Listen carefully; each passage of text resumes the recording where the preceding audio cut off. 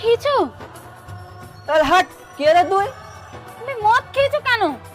আমার বউ আমাকে ছেড়ে বাপের বাড়ি গিয়ে উঠেছে, তা আমি কি করব? তাই আনন্দে মদ খাচ্ছে।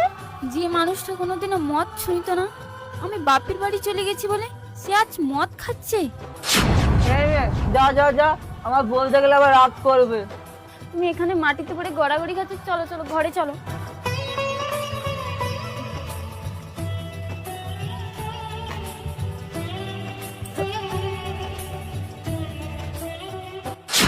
জানো মা, তোমার জামাই এখন খুব মদ খাচ্ছে। তুই সহ্য করে আছিস কি করে? ওকে ছেড়ে চলে আয়। না মা, আমি আর ওখানে যাব না। দেখ মা, তুই ওকে ছেড়ে চলে আয়, আমি তোকে আবার বিয়ে দেব। ঠিক আছে মা, আমি তোমার সাথে পরে কথা বলবো।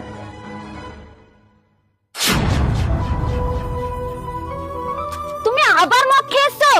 বেশ করেছি, তোর ভালো না লাগলে তুই বাপের বাড়ি চলে যা। তোমার দুটো পায়ে ধরি, আমার সাথে আর এইভাবে খারাপ ব্যবহার করো না। আমি তো বললাম আমার ভুল হয়ে গেছে, আমাকে এইবারের মতো মাফ করে দাও।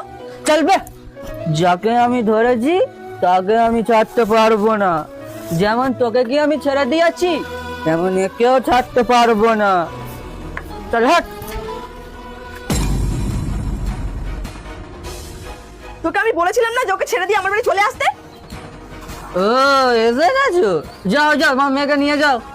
হ্যাঁ, নিয়ে যাবই তো। এই চল আমার সাথে। একদম তুমি আর আমার বাড়িতে আসবে না, আর আমাকে ফোনও করবে না। শুধু তোমার জন্য আজ আমি ভালো করে সংসার করতে পারছি না।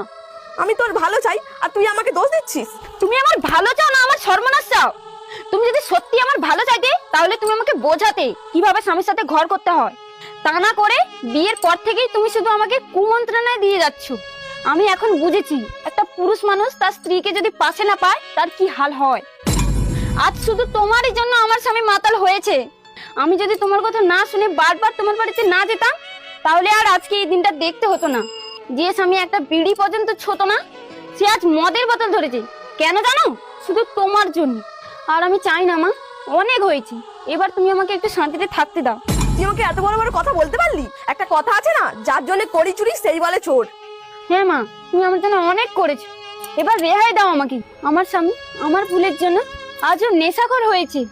আজ থেকে আমি ওর সাথে এত ভালো ব্যবহার করব, ও আবার আগের মতো হয়ে যাবে। তুমি এখান থেকে যাও মা, তুমি আর আমার সাথে কোনোদিন যোগাযোগ রাখবে না। ঠিক আছে, যেই দিন তুই বিপদে পড়বি সেই দিন আমার কথা মনে পড়বে, কথাটা মিলিয়ে নিস।